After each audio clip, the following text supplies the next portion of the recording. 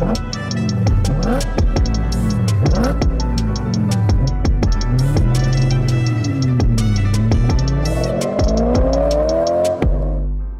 back to BHP Tours, and yes, we're talking about Land Rover products again. Because we're literally just over 12 months into the third generation of the Range Rover Sport, and during its first year on sale, it was Land Rover's best-selling car, or after the Defender anyway. And with its premium image, its commanding driving position, luxurious interior, and overwhelming desirability, it's easy to see why. The fact that this model has a wide range of petrol, 6-cylinder diesel, and extended range plug-in hybrids. For your luxury family SUV, or even your company car, usually mean there's a Range Rover Sport for everyone. Although Land Rover have discontinued the 3-litre petrol for the 2025 model year due to European emission standards. So I guess that just leaves one group missing, and that's for the car enthusiasts like me. And that's where the... Alright, hold on. Well, Land Rover are no strangers to putting high-powered V8s in their SUVs. The first generation Range Rover Sport, launched in 2004, had a 4.2-litre supercharged V8 that topped the range with 390-odd horsepower. Fast forward 10 years and Land Rover launched the incredible SVR in its striking Estoril blue paint, really taking the SUV into sports car territory with straight line speed anyway. Headline figures were 550 horsepower and 0 to 60 in 4.5 seconds. So 20 years on from that original launch, just as everything looks like it's going electric, Land Rover's Special Vehicle Operations Department have gone and launched this, the Range Rover Sport SV Edition 1. I really do think it's going to take people a long while to not call this car the new SVR, but there is strategy behind it. Land Rover want to take this car more upmarket, and the staggering price is a giveaway. This new Range Rover Sport SV Edition 1 costs over £170,000 as a starting price. That's over £50,000 more than the outgoing SVR Carbon Edition. So what do you get for all of that money? Exclusivity is probably where to start, because the SV Edition 1 is limited to 550 units in the UK. Yeah, I saw it too. These 550 units are split between 3 curations, and I'm delighted to have all 3 design themes with me in this video. Flux, Obsidian, and Carbon Bronze. Later on in the year, Land Rover will let you build your Range Rover Sport SV without the Edition 1 treatment. So that's alloy wheels that are 23 inches in diameter, more than 3 different colours, and a greater diversity in spec. So the most important question that everybody's asking is what is going to power this new Halo Range Rover Sport? And for the first time ever, Land Rover have opted for turbo power for their new V8. Lovely carbon fibre engine cover, by the way. They were about £2,000 on the outgoing SVR, really nice touch.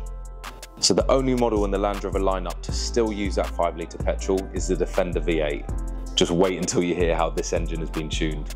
The Range Rover Sport SV Edition 1 develops 635 brake horsepower.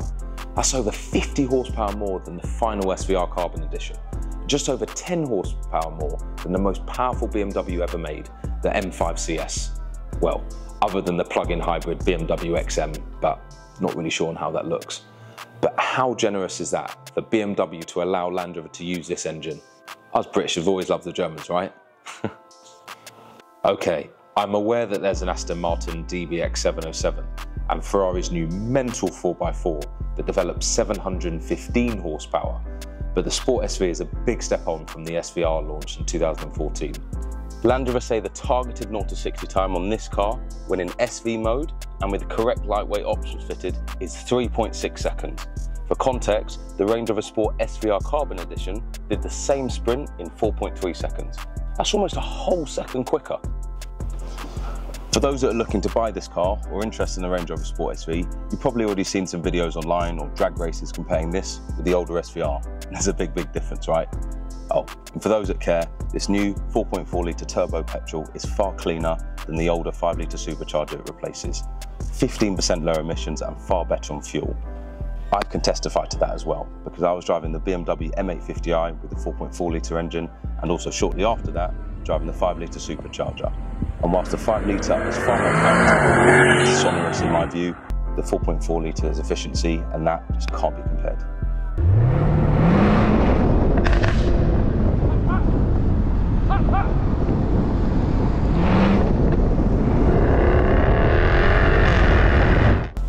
So you've heard all of the figures from that 4.4 engine, but let's hear how it sounds. Okay, and a few revs. Okay, let's try it in SV mode, shall we?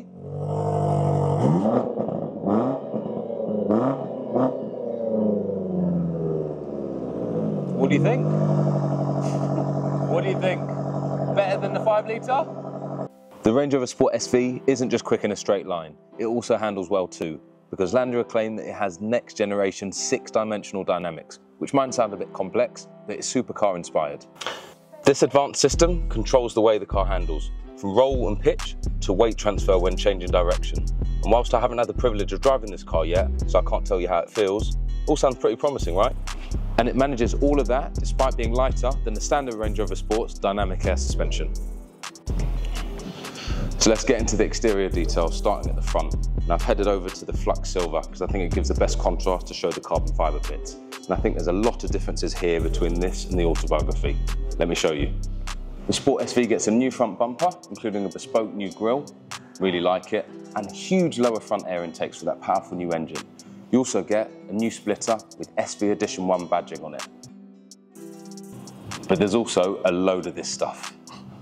The majority of it comes from the standard fitment of the carbon 12 pack, and it is everywhere.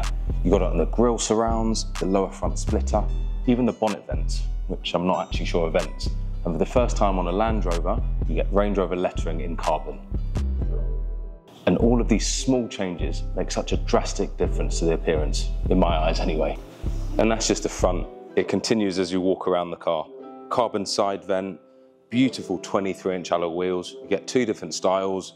There is a third, that's a bit of a wild card. I'll go over that later on in the video. Really like the Narvik black contrast roof on the 2 lighter curations anyway. You've got a unique side cladding and you also have a side skirt. One thing I really like on the Sport, it's not unique to the SV in this scenario, but is the fully flushed door handles. They were launched originally on the Velar in 2017, and on the Sport SV and the Sport and the Range Rover, they're fully painted, rather than on the Velar where there's plastic cladding. Really nice touch. And then towards the back of the car, and again, all change. The SV gives this car a new rear bumper and valance compared to the standard Sport. The carbon lettering continues at the rear, and you have the beautiful quad cylindrical exhaust. But as part of that 12 pack, they have carbon fibre finishes. And the white ceramic SV badge on the right hand side of the tailgate, a segment first, gives that extra layer of luxury. A stamp of approval by Land Rover Special Vehicle Operations, if you will. The interior on the Range Rover Sport already feels like a lovely place to spend time in, especially on the autobiography, with its suede headlining, bathed in leather and high quality metals. Does the SV actually feel that more special? There are some subtle touches on the SV to make you realise you're sat in something quite unique. From an uprated steering wheel with thumb grips between 10 and 2 o'clock positions for the driver. I think that's actually a Lotus slogan, so forgive me. A moonlight chrome Range Rover badge on the driver's airbag, and the illuminated SV button at the bottom of the steering wheel.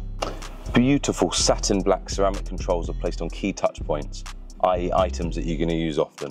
The Gearshift, ignition button, and even the second row temperature surrounds really lifts the perceived quality of the cabin. And in terms of interior colourways, you get 3 leather options.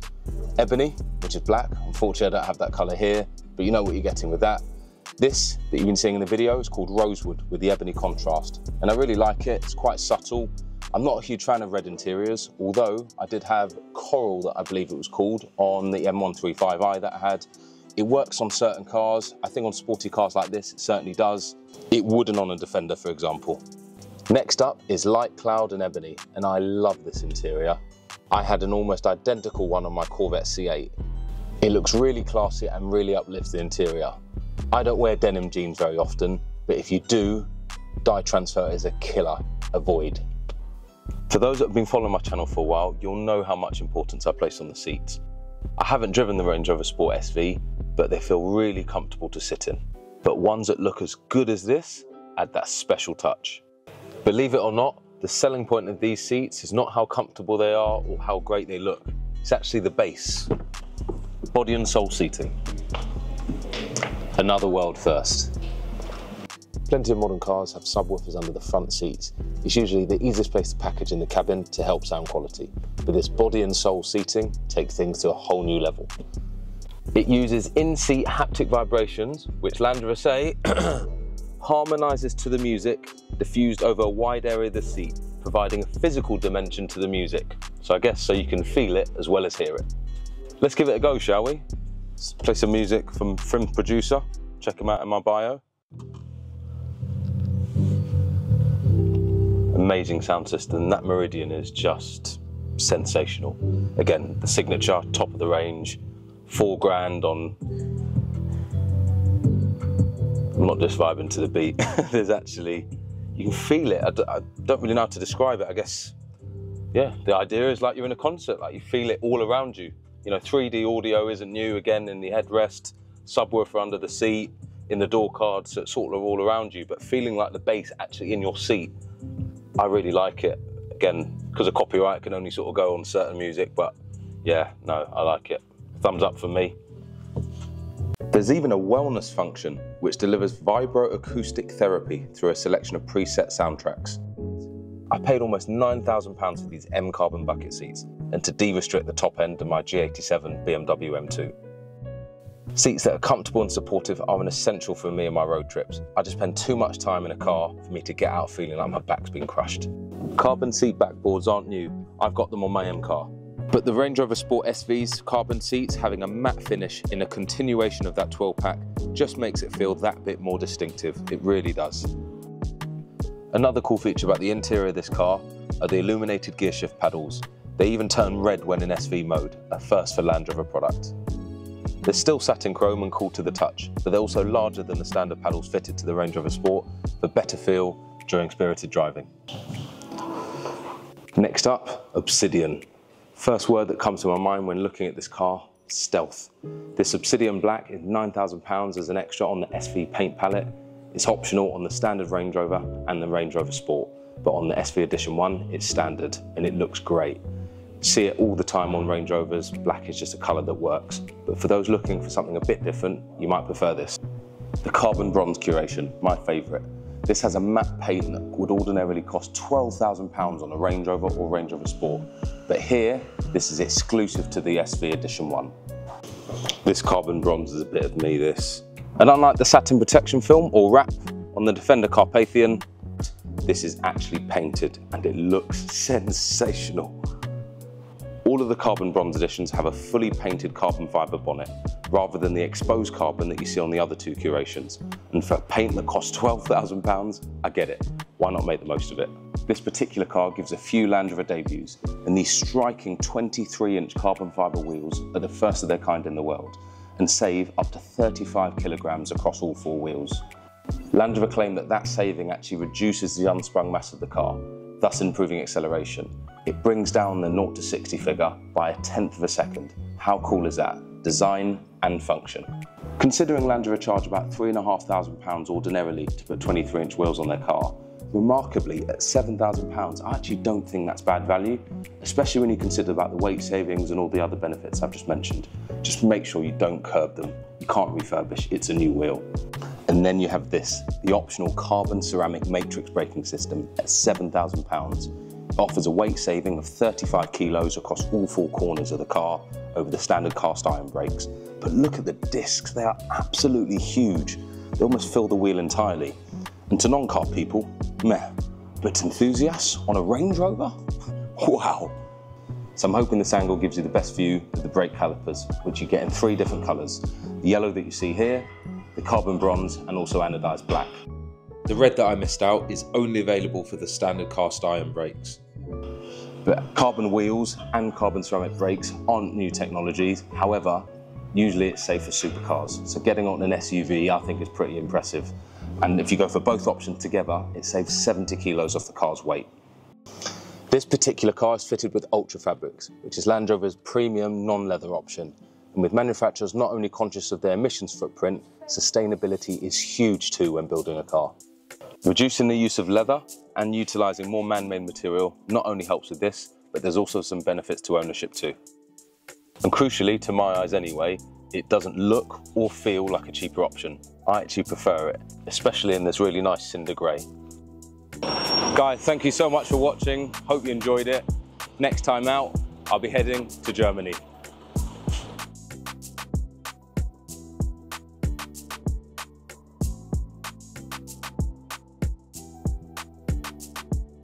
Same goes, like, share with any like-minded petrol heads, subscribe, turn the bell notifications on so you can see my next video where I'll be taking my BMW M2 across Europe to Munich, but not before stopping off to watch a Champions League game in France on the way.